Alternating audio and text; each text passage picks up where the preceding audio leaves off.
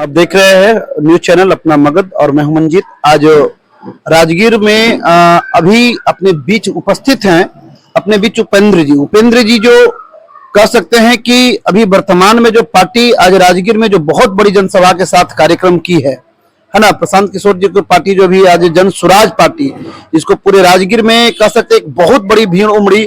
और ये हमारे जिला प्रभारी, चुनाव प्रभारी हैं जिला के, और आरसीपी सिंह जी के साथ इनका बहुत वर्षों का अनुभव रहा है, कार्यक्रम से लेकर के पार्टी तक का इनका अपना व्यक्तिगत अनुभव रहा है। तो अपने बीच है आदरणीय श्री उपेंद्र जी। सबसे पहले सर स्वागत है सर मेरे इस न्यूज चैनल में आपका।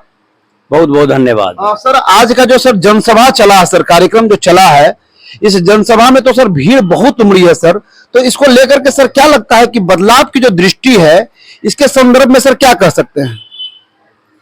देखिए, सबसे पहले हम आपके माध्यम से इस ऐतिहासिक और यादगार बिहार बदलाव सभा के लिए राजगीर वासियों को, नालंदा जिला के तमाम संगठन के पदाधिकारियों को, विधानसभा क्षेत्र से आए हमारे तमाम बुजुर्गों, माताओं, बहनों, युवा साथियों को कोटि कोटि प्रणाम करते हैं कि आपने यहाँ आकर हमारे जन जन के नेता माननीय प्रशांत किशोर जी को हाथ को मजबूत किया, जनता का सुंदर राज स्थापित करने, जन स्वराज 2025 में लाने के लिए आपने बिहार बदलाव के लिए अपना योगदान दिया। सर अभी जैसे कि प्रशांत किशोर जी का भी जो कार्यक्रम चल रहा था तो उसमें देखा जा रहा था कि उनका जो बहुत सारे ऐसे स्टेटमेंट आए, उन्होंने 4 मंत्रियों के खिलाफ अभी जो पीसी का जो मामला आया है सर, इसके बारे में सर क्या कह सकते हैं? देखिए, आपने 15 साल लालू जी के राज को देखा।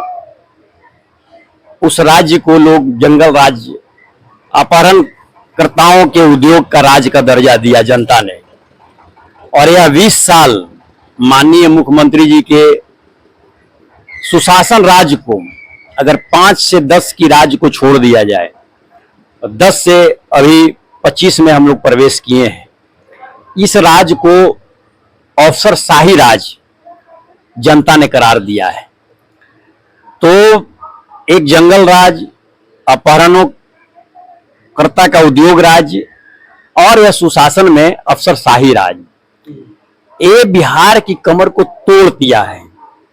चाहे शिक्षा की व्यवस्था हो, स्वास्थ्य की व्यवस्था हो, लाइन ऑर्डर की व्यवस्था हो।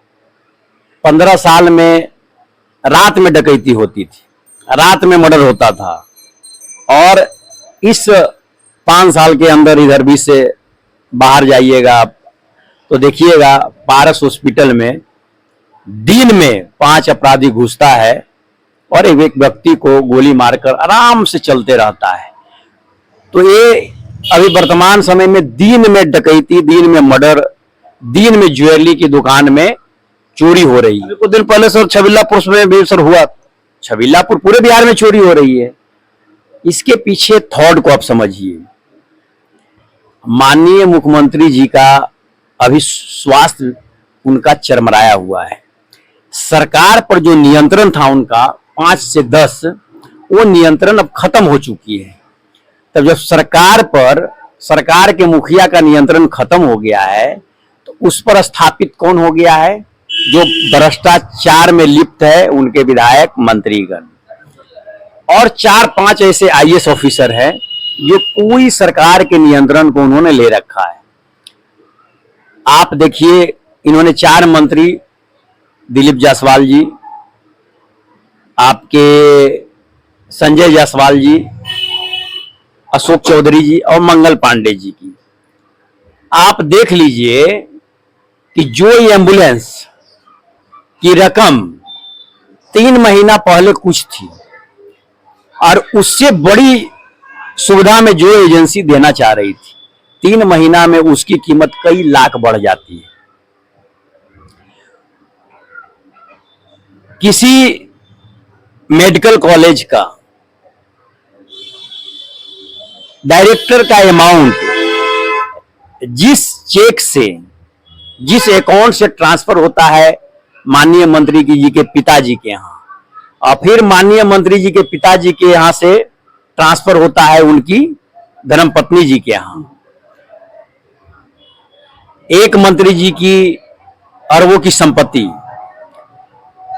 तो पूरा का पूरा जो व्यवस्था है, आप ब्लॉक से उठा लीजिए, किसी भी विभाग में जाइए, वो चरमराई हुई है। अभी जैसा सर देखा जा रहा है कि व्यवस्थाओं की अगर हम बात करें तो अभी देख रहे हैं कि नीतीश कुमार जी ने वर्तमान समय में वृद्धा पेंशन को लेकर के और बिजली व्यवस्था को लेकर के, मतलब बिजली फ्री का व्यवस्था भी लागू किया 125 यूनिट तक के पूरे बिहार प्रदेश में। तो क्या लग रहा है कि ये सब मापदंड से सरकार को, अभी जो वर्तमान सरकार है, क्या उसका कोई नींव हिलने का व्यवस्था मतलब लग रहा है? ये उनके अंदर डर पैदा हो गया है, माननीय प्रशांत किशोर जी का डर पैदा हो रहा है, क्योंकि ये 3 साल से 5000 गांव पैदल यात्रा किए। लोगों को क्या बता रहे हैं कि आपने 5 किलो अनाज के नाम पर वोट दिया, आपने गली नली के नाम पर वोट दिया, आपने मंदिर के नाम पर वोट दिया। इस बार जो है आप वोट अपने बच्चे के भविष्य के लिए, अपने बच्चों की अच्छी शिक्षा के लिए, अच्छी स्वास्थ्य व्यवस्था के लिए, और बिहार में जो बड़े पैमाने पर पलायन है उसको रोकने के लिए, युवाओं के लिए वोट दीजिए। सर अपने बीच आदरणीय चंदन जी हैं, जिला उपाध्यक्ष हैं अपने जन स्वराज पार्टी का। सबसे पहले चंदन सर आपका स्वागत है। और सर आज के इस कार्यक्रम जो जनसभा रैली यहाँ चली राजगीर में पीटीजेम कॉलेज में, इसके संदर्भ में सर जो भीड़ आई है, इसके संदर्भ में सर क्या कहना चाहेंगे? बहुत बहुत धन्यवाद। पहले तो आपको मैं बताना चाहूंगा, इसमें सबसे बड़ा हाथ विभूति जी का है, उपेंद्र कुमार विभूति जी, और जिसमें तमाम जितने भी पदाधिकारी हैं सभी लोगों का सहयोग रहा है बहुत बहुत पूरी तरीके से, और सभा को सफल बनाने के प्रयास में रहे हैं सारे, और सफल हुआ है। और आगे जो विधान ये चल रहा है उसको सफल बनाया जाएगा। तो जितने जिले के भी लोग वर्तमान में जो यहाँ दिखे, क्या लग रहा है कि जितना भीड़ आया उस हिसाब से क्या लगता है कि इनको वोट यहाँ पड़ेगा नालंदा में? जरूर जरूर। नालंदा सर वर्तमान मुख्यमंत्री का गढ़ कहा जाता है। आज तक के यहाँ तक सांसद का जो चुनाव कभी उन्होंने हारा नहीं, जिनको भी खड़ा किया वो निछक्का, मतलब बिना मतलब 100 और 1000 तो छोड़िए, लाख लाख की संख्या से बढ़त से जीतते आ रहे हैं। तो क्या लग रहा है सर कि कुछ यहाँ फर्क पड़ने वाला है? देखिए, जब बदलाव का समय आता है ना तो सब कुछ बदल जाता है। इससे पहले भी आपने बहुत सारे बदलाव देखे होंगे, और इस बार का बदलाव इसी रूप में दिखाया जाएगा। उनके गढ़ में सारा कुछ व्यवस्थापित करके उनको चेंज किया जाएगा। और जैसा कि देख रहे हैं कि अभी अपने बीच उपेंद्र कुमार विभूति जी और चंदन जी अपने बीच अपने विषय को रख रहे थे। नालंदा जिला के अंतर्गत 7 विधानसभा है, और 7 विधानसभा में 6 सीटों पर नालंदा से जेडीयू है ना, जेडीयू की सीट तय होती है और सभी के सभी सीटें जीतती है। लेकिन इतनी बड़ी क्रांति के साथ, इतनी बड़ी जनसभा के साथ प्रशांत किशोर जी राजगीर पहुंचते हैं, वह राजगीर जहां पे नीतीश कुमार का अपना एक वजूद है, एक गढ़ है, एक कह सकते हैं कि एक स्तंभ बना के रखे हुए हैं। और उस सभा में इतनी भीड़ आती है कि प्रशासन को, यहाँ के प्रशासन अचंभित है, यहाँ के लोग अचंभित, स्थानीय लोग हैं कि आखिर ये भीड़ कहां से आई। क्या लग रहा है कि जितनी भीड़ यहाँ जुटी है उस हिसाब से नालंदा के लोग क्या जन स्वराज पार्टी के जो यहाँ के प्रत्याशी, स्थानीय प्रत्याशी हैं, क्या उनको पसंद करेंगे? क्या प्रशांत किशोर जी के विचारों को यहाँ से जो लेकर गए हैं आने वाले चुनाव में क्या उनको वोट देकर के विजयी बनाएंगे? तो ये समय की बात है, हम लोग आगे भी देखेंगे। हर तरह के सारे मापदंड अभी पूरे चुनाव में इस तरह की गतिविधियां चलती रहेंगी। क्या लगता है युवाओं को, क्या लगता है वृद्धों को, क्या लगता है छात्रों को, क्या लगता है महिलाओं को, ये सब विषय विचारणीय है।